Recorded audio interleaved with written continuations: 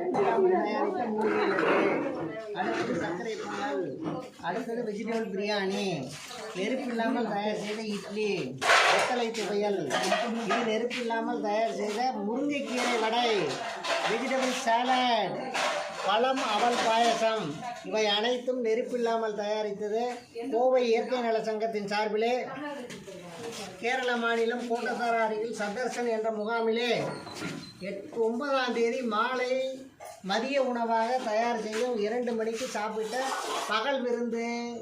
தயார் செய்தவர்களை எல்லாம் படம் எடுத்துருங்க. அப்படியே இப்படி திரும்பி. ஆமாம், எல்லாம் தெரியுங்க. வாழ்க வளமுடன், வாழ்க வளமுடன். யாரையும் விட்டுறாதீங்க. ஓ, சூப்பர் சூப்பர், வெரி குட். இவர் லட்டு தயாரித்தவர் சந்திரன் சார், ஜெயராஜ்.